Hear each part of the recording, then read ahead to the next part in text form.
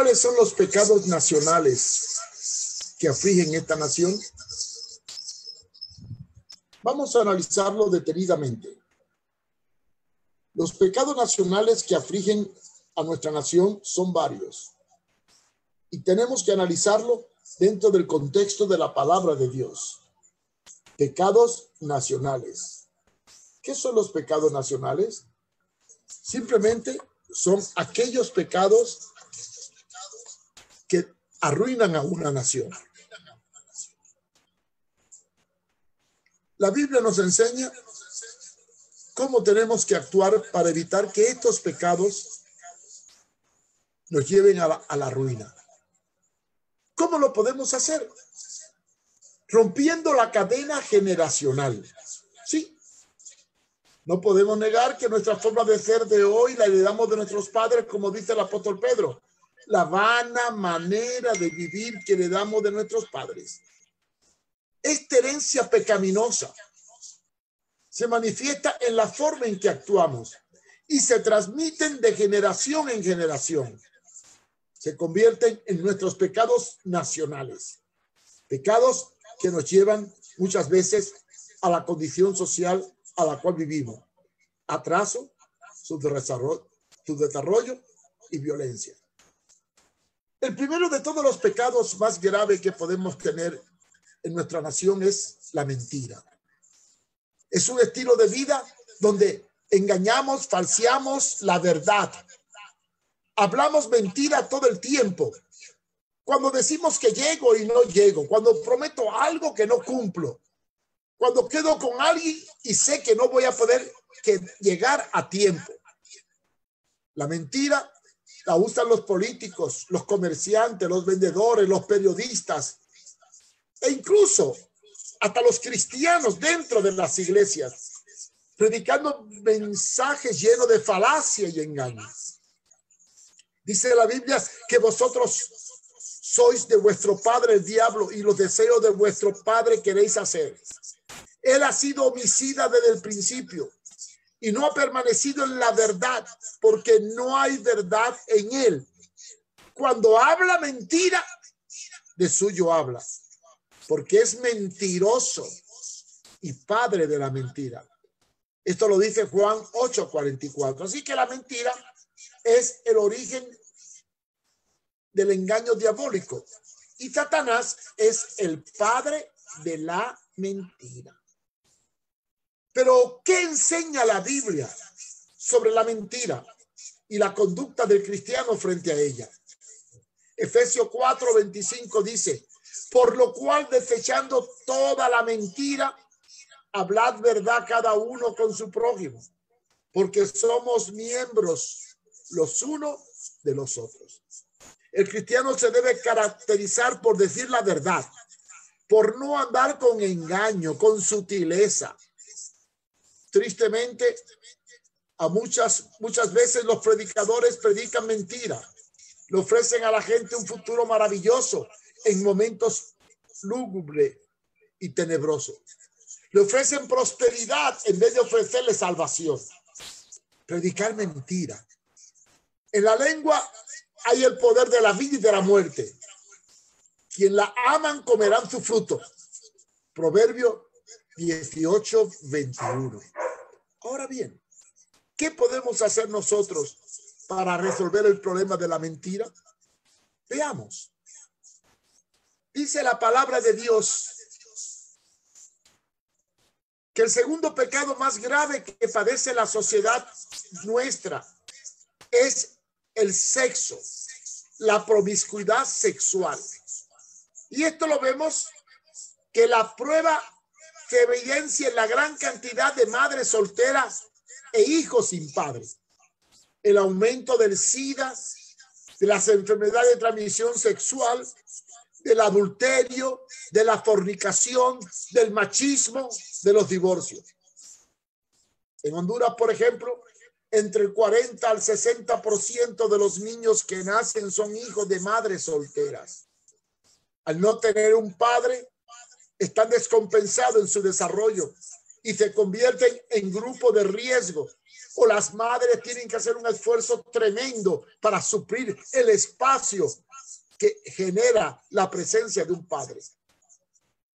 Y es por eso que debido al sexo se genera la desintegración familiar, los niños abandonados, la delincuencia indirectamente ligada a la paternidad irresponsable.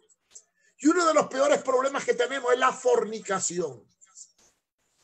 Oseas 5:4 dice, no piensan en convertirse a su Dios, porque espíritu de fornicación está en medio de ellos y no conocen a Jehová. Esta es la triste realidad a la cual nos tenemos que enfrentar nosotros. Pero Primera de Corintios capítulo 6 versículo 18 nos habla de huir de la fornicación. Sí, cualquier otro pecado que el hombre comete está fuera del cuerpo, mas el que fornica contra su propio cuerpo fornica. La fornicación es uno de los pecados más graves y es el que más se comete en la iglesia. Gálatas 5:19 dice, y manifiestas son las obras de la carne, que son adulterio, fornicación, inmundicia y laxivia. La liberalidad sexual de nuestro tiempo y la justificación de las relaciones sexuales prematrimoniales, la vida lujuriosa sexual, el enseñar a los jóvenes que para ser hombre hay que tener un acto sexual sin casarse, el no ir virgen al matrimonio, el serle infiel por adelantado a tu pareja, acostándote con ella. Todo esto es lo que arruina la vida espiritual de muchos cristianos que no prosperan porque la fornicación los domina, y donde reina la fornicación reina el pecado, y donde reina el pecado no puede haber prosperidad. El tercer problema que tenemos culturalmente en los países latinoamericanos y en Honduras es la pereza, la ociedad, la vagancia, no querer trabajar y por lo tanto vivir del cuento. Tenemos recursos suficientes para vivir bien, pero nos morimos de hambre porque no queremos trabajar. Queremos vivir del engaño, del cuento, del robo, de la corrupción. La pereza hace caer al hombre en un profundo sueño. Y el alma negligente padecerá hambre, dice Proverbios 19:15. ¿Qué significa la palabra pereza? Falta de ánimo, ocioso, desidioso, holgazán, indolente, negligente, descuidado, flojo, pudiendo ser tardo, lento y sin hacer nada. Y la desgracia por la cual estamos sumidos en una tremenda pobreza y escasez y miseria es por el espíritu paternalista y por la falta de productividad, porque tratamos de trabajar lo menos posible y uno engaña al otro y todos somos engañados.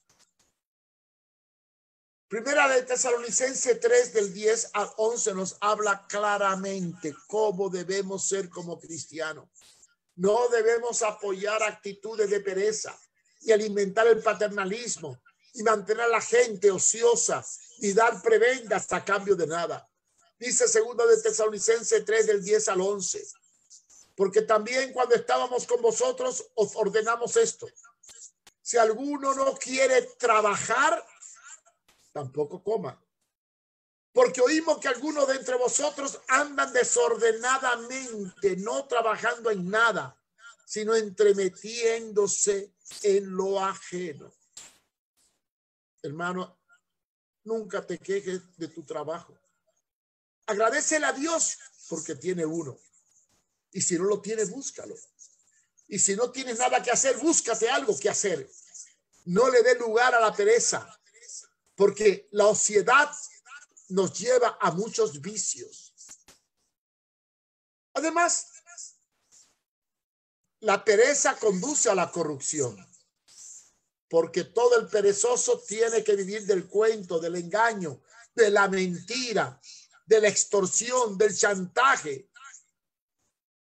Efesios 4:28 dice, el que hurtaba, no hurte más, sino que trabaje haciendo con sus manos lo que es bueno, para que tenga que compartir con el que padece necesidad. En estos momentos de crisis, con la pandemia del coronavirus, los que más tienen que compartir con los que menos tienen. Y no podemos negar que en la iglesia no podemos aceptar la pereza y mucho menos la corrupción. Tristemente, la corrupción es un mal endémico de América Latina que se ha enquistado en todas las áreas de la sociedad, incluyendo en las iglesias. Porque no podemos negar que hay pastores corruptos, periodistas corruptos, políticos corruptos, religiosos corruptos, comerciantes corruptos.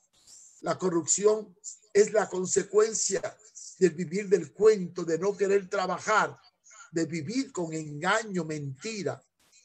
Y nosotros tenemos como cristianos que combatir la pereza que nos lleva a la corrupción.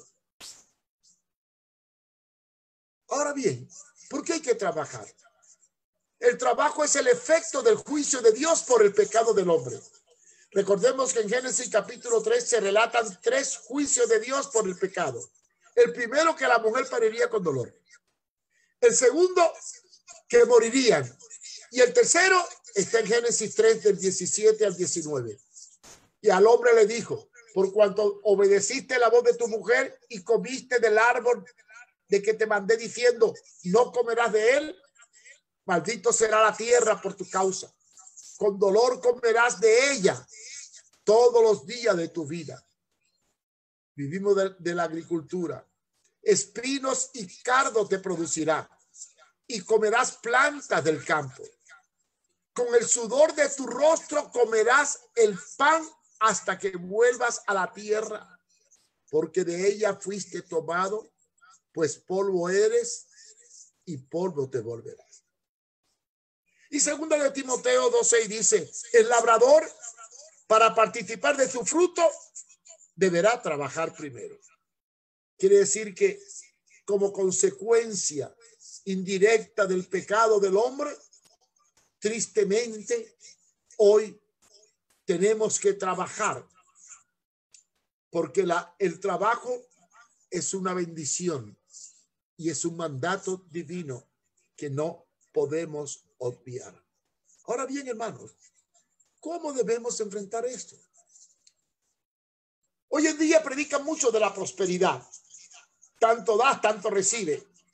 Y te quieren hacer rico rápido. Le voy a decir algo que duele. Toda riqueza rápida es fruto de corrupción, salvo cuando es una herencia o si te sacaste la lotería si no eres buen cristiano. Pero nadie se hace rico sin trabajar.